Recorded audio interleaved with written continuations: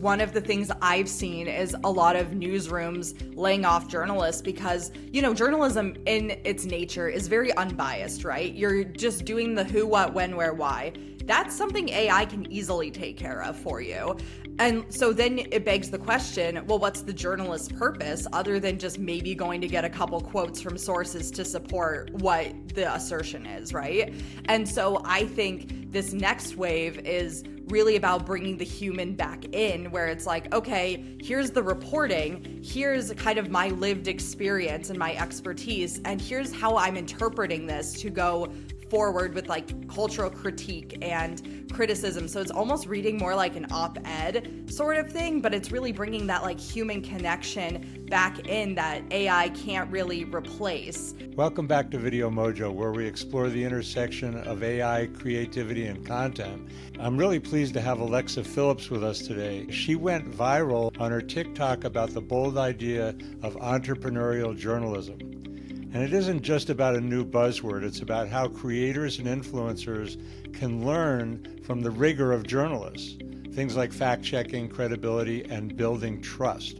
Alexa's fresh take has struck a nerve with nearly 1 million viewers, and today we'll unpack what entrepreneurial journalism really means, why it's resonating now, and how it could redefine the relationship between creators, journalists, and their audiences. Welcome, Alexa. Thanks for being here.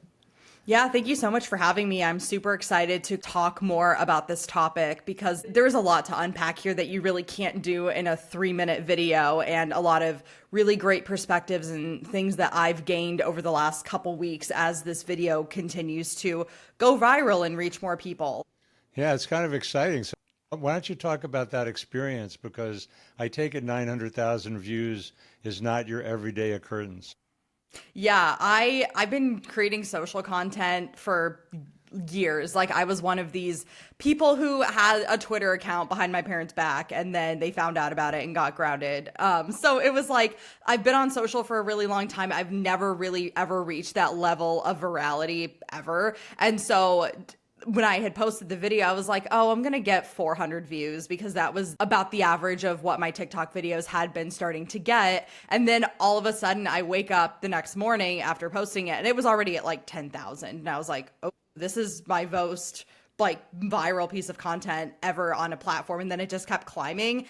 And it was like a crazy experience. Like, I'd go on TikTok and then constantly have the 99 plus and the inbox tab. And so it was just a crazy experience seeing all of these people comment, add it to their favorites, like it, repost it, people even DMing me and reaching out to me, being like, I want to work with you. Like, I'm really excited about this concept. So it's been kind of a crazy experience, but as with anything with content, it just takes one thing and it can completely just take off and change everything.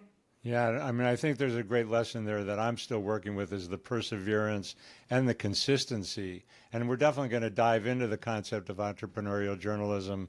But one thing that I wanted to get your feedback on is this idea of the kinds of content that can go viral.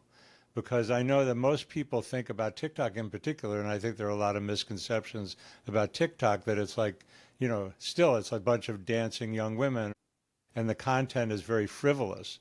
And this is something that you're really thinking about and sharing your thought process with the world. And it's kind of interesting that that's something that went viral. Yeah, and I mean, honestly, I'm so thankful that it was the thing that went viral because I know a lot of people who have gone viral, it's for maybe playing up on a cultural trend or just like an edit that they make for something, and that's what goes viral. But for me, I was very happy to have something that was really rooted in intellectualism and knowledge that went viral, because I'm like, oh, that means this idea has struck a nerve with people. And like that, as a professional, as a creator, as a writer, that is my biggest goal with my work, is I want to be thought-provoking and I want to inspire people to think differently about things. And so for me, that is totally aligned with my mission and everything like that. I am by no means a virality expert, but I think things that I have kind of noticed is when you do kind of get relatable and really just basically say out loud what people are thinking, I think that is really what strikes a nerve with people and really can make you go viral. And not to say that every post is like that, because you just never know what people are going to pick up on. But those are kind of the things I've noticed, because over the summer, I also went not nearly this level viral, but like viral for me on Threads a little bit with a couple just, off the cuff things. And it just related to a lot of people, where a lot of people said, hey, this is me. I totally feel this. I resonate with this. Yeah, and I think it's fabulous that did happen off of a thought-provoking post. So what is it about the concept of entrepreneurial journalism that you think, as you said, hit a nerve? Yeah. And so I think right now there's a couple factors that kind of play. So we are seeing, for one, a really big decrease in trust in the media. I think I pulled a Goldman Sachs stat that I think now it's like 28%. We're at an all-time low of like people who trust the media, which 28% is really, really low. It's not even the majority. And then the other factor too, another stat pulled from a report that Sprout Social did, that over 60% of people trust creator recommendations over brand ads. So I think those two factors together are really giving an opportunity for more people to kind of be this new legion of trusted sources, because they're not trusting the media, these institutions, and they're not trusting brands. So they're trusting people. It's like people trusting people. So I think that's one factor. And the other thing that I've observed is just the how big the creator economy is getting.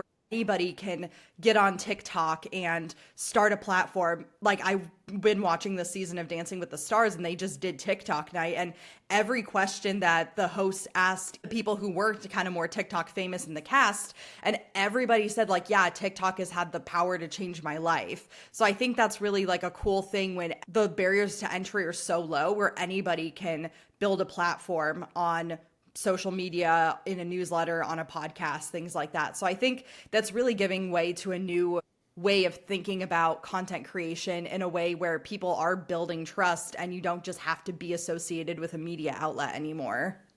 Yeah, it's fascinating. I mean, that is a huge factor, that the traditional media is no longer trusted, and that us creators can develop our own trust, which you obviously did through the authenticity that you were talking about. So, what can journalists learn? I think a lot of journalists hesitate, and it's certainly a brand new thing for them to develop their own platform and essentially own their own media. So the journalists need to wake up to those possibilities, and the creators need to recognize a lot of journalistic practices. How do you see that overlap, and who needs to learn what from whom?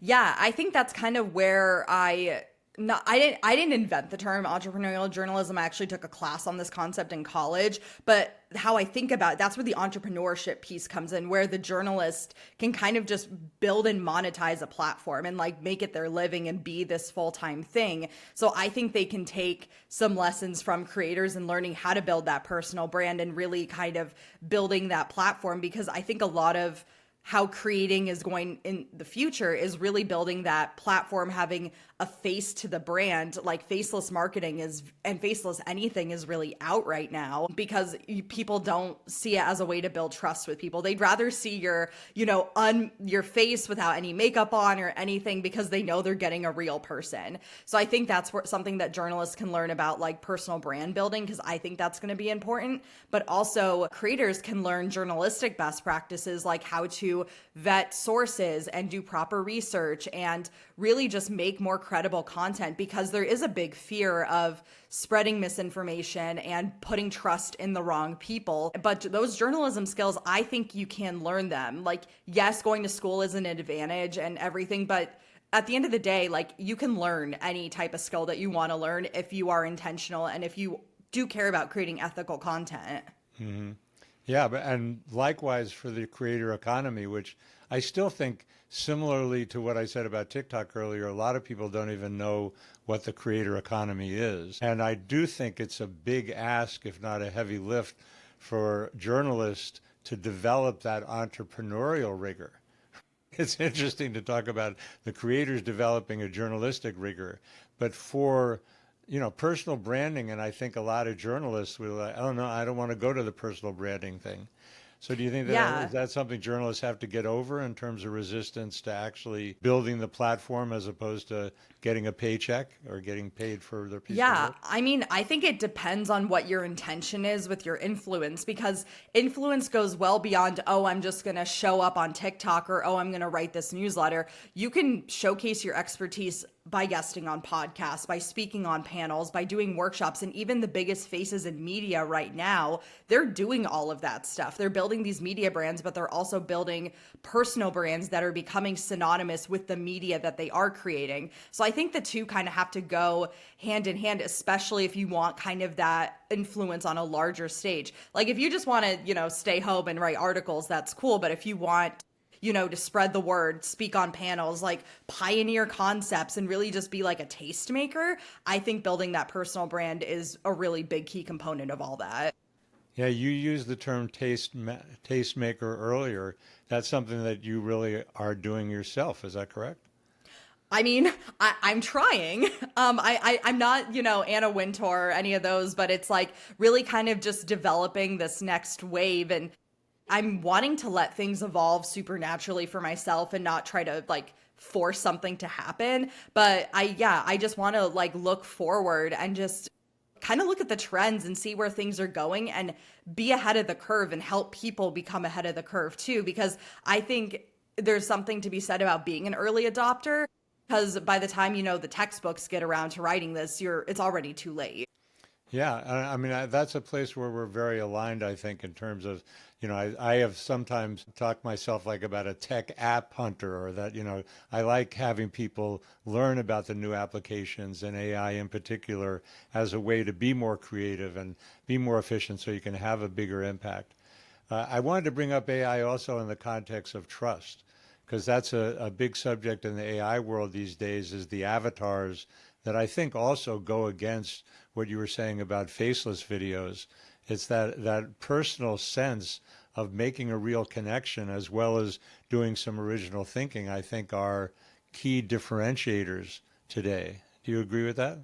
Yeah, absolutely. And I kind of think too, one of the things I've seen is a lot of newsrooms laying off journalists because, journalism in its nature is very unbiased, right? You're just doing the who, what, when, where, why. That's something AI can easily take care of for you. And so then it begs the question, well, what's the journalist's purpose other than just maybe going to get a couple quotes from sources to support what the assertion is, right?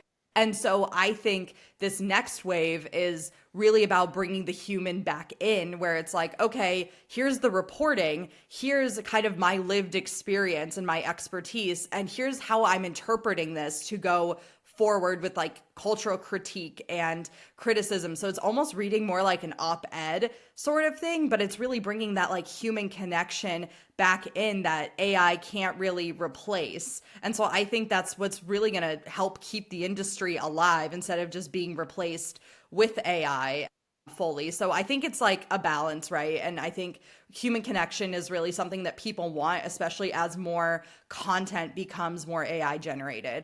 Yeah, I think we could drill down on that a little bit because I like that idea. I think about context. You use the word op-ed, and I think that reflects an intersection where it isn't really just about the facts. And so, how does one get trusted if it's really about your opinion and your perspective? Yeah, I think that expertise and that experience is kind of what bridges the two. So, like, let's say on TikTok, for example, it's like weight loss content. So, you have somebody on there who's like, hey, I lost 100 pounds and here's what I did. You're automatic, like, if you're in that same boat, you're going to trust them because you're like, oh, well, their methods, these things worked for them based on their experiences. And oh, yeah, here's facts that they have backed up with this.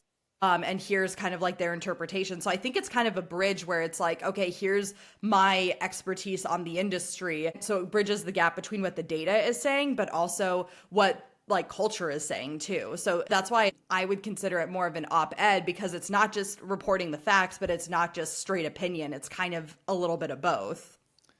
Yeah, and it's interesting. You talk about this concept of owned versus rented media that a lot of people talk about. But I think from an educational point of view, maybe we should drill down on that a little bit because journalists often might not understand what it means to get off of Facebook and off of TikTok to continue the conversation and go deeper in terms of relationship building. Is that how you look at it strategically? Yeah. So, I mean, from an owned versus rented platform, owned platforms are things where you have the most control over the relationship with your audience. So, think a newsletter, a podcast, like YouTube video, something more long form where you can directly communicate with people. You're not kind of subject to algorithm impacts or, when somebody decides they want to buy the platform and completely change the algorithm and things like that. So you're you kind of have more control over that. Whereas like with rented platforms, essentially all social media, you're subject to people buying and selling the platform, people changing the algorithm, and you kind of go crazy after a while trying to make your work fit the platform instead of just focusing on the point of view. So I like to tell people, let's build a platform agnostic point of view where it doesn't matter what platform you're publishing on. It's okay, what is this point of view that you're going to convey across all of these platforms, no matter what platform, whether you're doing short form videos on TikTok or a long form newsletter, what's that one point of view that you're sharing across all these platforms, not trying to customize things based on what you think is going to perform best on the algorithm and chasing this new shiny object. Yeah, it's really well said. So let's talk about rented media for a minute and TikTok in particular, because I want to pick your brain a little bit as a successful TikToker. So are you worried about this US sale that TikTok in the United States is going to change ownership and they might screw up the algorithm? I 100% think that they're going to screw up the algorithm. I mean, I don't want it to be true because like I think the TikTok algorithm is super unique and a way that it really can't be replicated. I know Reels has tried. Reels is very unsuccessful, but like the TikTok algorithm is good. Like it is really good. And I think it's going to get damaged, which sucks. But I think too, it's really also about converting that audience and getting them off those platforms. And so even for myself, like I'm trying to activate this audience that I've started to build and just be like, hey, get on my newsletter list, like do things where I can have more control over my relationship with that audience instead of relying on this platform, because I feel bad for the really big creators who have amassed hundreds of thousands and millions of followers, and they're not telling them to go somewhere. They're not like, hey, I have this newsletter list. So once that platform goes away, then your audience goes away. So I think it's going to be interesting to actually see if the integrity of the algorithm is going to stay. I personally don't think it will, but I mean, who knows? Who knows what's going to happen? But yeah, so regardless, get your audience off of those rented platforms. So why don't we use that as a bridge for you to talk about your newsletter? So you're offering people So I have a couple different channels because I have a business, right? I'm not just like creating content. Like honestly, TikTok has for me been, I consider a content marketing channel for me of like, okay, let me share my expertise and stuff to maybe get people to want to work with me. And so that's how I've treated it. So to get people on my email list, it's like, okay, let's get people on my list to, get them interested in maybe a product. But then I have the editorial arm of what I'm trying to do with Creatives Anonymous, my newsletter, which I'm going to kind of start converting. I started a column within the newsletter called Culture Slant, and I think I'm going to be converting my newsletter to that, where I talk more about trends and stuff in the context of culture. So I kind of have both a content marketing arm and an editorial arm as a creator here. So, and really just getting people on either one of those platforms is a good enough goal for me, and getting people to consume my content, because I don't want to be producing the same content on every single channel that I'm on. I want people to really experience me as like a brand world where it's like, okay, they can get something different from me on LinkedIn versus my newsletter versus TikTok. So it kind of gives you more motivation to want to follow you on every platform that you're on. Yeah, it's important to be culturally relevant. So Creatives Anonymous is the newsletter, and what's the URL for people to find that? Yeah, so I'm sure you're probably going to put everything in the show notes and everything, but I think it's creativesanonymous.beehive.com, I think is the URL for that. All right, If I remember correctly. Right. And then you're a branding consultant in terms of the business. Why don't we talk a little bit about what you offer there? Yeah, so my background is in really marketing and media strategy. So I've worked with everybody from like Fortune 500 companies to startups doing content marketing essentially in the B2B and B2C world. So helping them build out content marketing programs, editorial engines, things like that. So helping them do everything from manage their social media to creating blogs to creating other types of long form content as well. So that's kind of what I do. And now with this, how TikTok has kind of taken off, I think there's been really an opportunity to work more with creators and really helping them finesse and really build out those editorial arms based on my own experience building my own editorial arms for my own work and everything too. And what's interesting is like I even have started to see a niche of like almost like a corporate training for this sort of thing. I had a really interesting request come in from somebody who works like on a comms team at a company and was like, "Hey, like I want to learn all this from you because this is where media is going and like this could be a really cool opportunity to teach my team this." And so for me that's like a really cool thing too, where it's like teaching internal teams kind of this new media landscape, and both from a like marketing and brand perspective but also from an editorial personal brand building perspective too. Yeah, it's interesting. I mean, I think both there's an overlap there between executives and journalists in the sense that it is the personal brand that ends up being the voice of the company, whether you want it or not, because that's what people relate to. They relate to the voice, which is very much a function of the human being that is speaking, thinking, sharing, writing, creating. Yeah, and I think too, I think you hit the nail on the head. I think it really is that personal brand, and like we already are seeing it in a corporate lens where founders, especially like startup founders, are really going with this trend of founder-led social where they're really becoming the face of their company, whereas before you would just rely on the brand account to produce all the content. Now it's the founder that needs to be producing more content, whether it's on LinkedIn or TikTok or any platform, to really build their personal brand alongside their company's brand. Yeah, and we're seeing that big time even with giant companies. I mean, Richard Branson has way more followers than all of the Virgin accounts combined. Tim Cook has way more followers than even Apple. And those are, if it works for them, it's got to work for smaller companies that don't really even have a visible brand. It's the human person that can make the brand really speak. So yeah, we're on the same page there.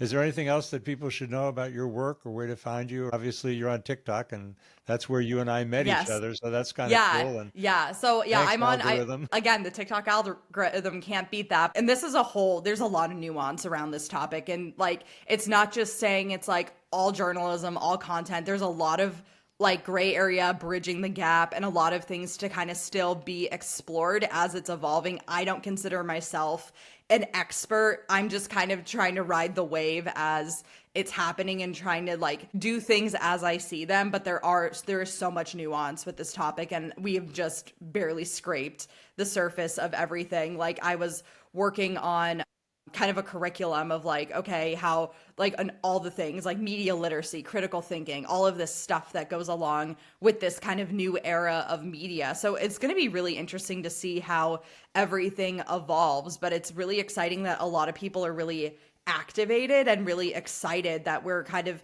moving away from creators and influencers being the aspirational lifestyle and really being the new trusted sources for people to get information from. I love that. I mean, and that is just one of the shifts. One of the things that I talk about, aside from media literacy, is this whole idea of understanding the disruption of AI. I think that most people have no idea how rapidly and powerfully the disruption of media and all kinds of businesses is going to be as AI becomes more and more daily workflows. And you're also talking about this disruption in the media landscape.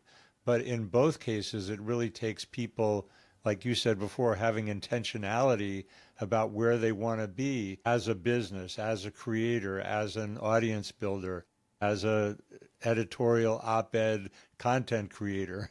Did I get that right? Anything you Yeah, want to I add mean, there? yeah, again, it's such a weird concept to like even describe to people, but I just kind of view it as a blend of reporting, experience and interpretation as kind of like this new like formula for building this new type of media, because it is like you see on TikTok, like people are really leading with their experience, and like that's what's building the expertise for them and like what they're becoming known for in their space. Yeah, and that's an area that I want to put in a self-serving plug that I'm developing a new YouTube show called The Joy of Content Cooking.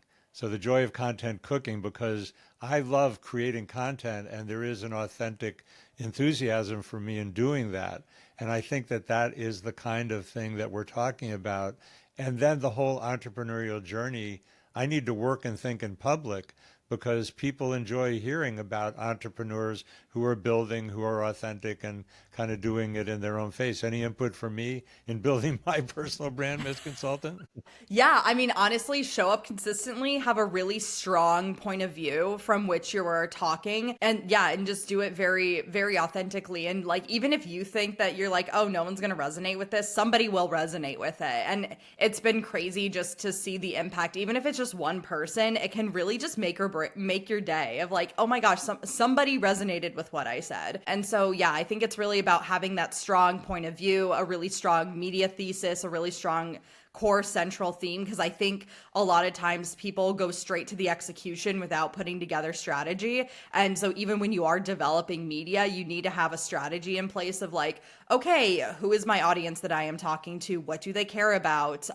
What topics are they going to find interesting? And really kind of almost co-creating the content with them too. Like if they are resonating with certain things or topics that you're saying, you're like, oh, maybe I need to dive more into that because this is what's resonating with people. So really use your audience as a way of co-creating and like building community and really engaging with people and really just answering their questions and giving away a lot of information for free is what I like to think of it as, because gatekeeping is like not cute. Like it's really not, like, and people get frustrated, but like it isn't. Like I had a friend who we live here in Washington, and so she follows a creator who wanted to like who posts a lot of stuff around Mount Rainier. And so the girl, like, so my friend DMs this girl and is like, hey, can you share where this trail is? And the girl's like, well, I won't do this unless I won't give it away unless you follow me because I'm giving away valuable content here. And it should never be a transactional thing. You should always treat it as like, I'm providing my value.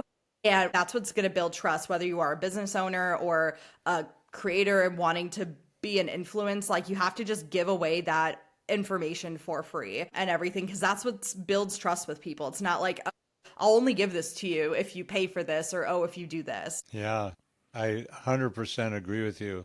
And, and I really appreciate both the fact that you are doing some very intentional and rigorous thinking and developing this, and clearly you think a lot about it, but you also have a great quality of being yourself. I mean, that authenticity that we talked about, I mean, you just put it out there, you're really transparent about what you're thinking, and there isn't a pretense. And I agree with you. I'm into sharing the information, and I agree.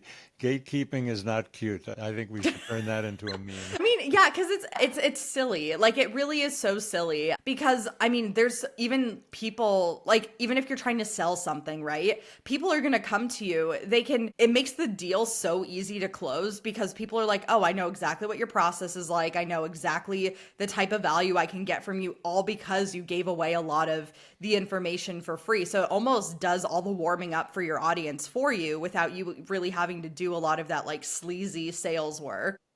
Yeah, and I was thinking that this morning around the challenges of being consistent. There really is a big payoff there because people require multiple touches, multiple impressions in order to develop that kind of sense of who somebody is and what their value is, as you just described it. Yeah, I think in the old days it was like, oh, 7 touch points was the rule of thumb. Now I feel like it's like 25 because I read 50 yeah. to 70 the other day. Well, regardless, the more touch points, the better. So it's really just like keeping consistent. And I think that's where a lot of people fall short with content because they're like, oh, well, I'm not seeing results. Like I'm not going to keep producing. content's a definition of a lag measure, right? So you could see your content pay off like 6 to 18 months from the day you publish it. Like you could get a client who saw you on a podcast 6 months ago, and then they're deciding to work with you. You just never know all of that. So it's like a really long lag measure. And I think that's a big misconception that a lot of people, especially founders who are moving really fast, have, where they're like, oh, well, I'm not getting sales from my content. I've only been at this a month. Like, we need to give up on this. And it's like, no, it takes like months and months and months to get consistent in everything. So, and yeah, and it is a discipline to put out content because it's not the easiest thing for a lot of people to do. Yeah, it's a lot of work, and it's something I've been working on for years as well. But I'm dedicated. It's like I just think that there is a value both in helping people get over their fear and overwhelm about AI, but also developing the joy of content cooking and but it's fun. You get to be more creative, and the AI can help you be more efficient, and that increases your impact. And ultimately, I think that's the real motivator for me, or the why, is that people have important information and important messages. And if they don't get over themselves about it and embrace this new media world, their impact is not going to happen.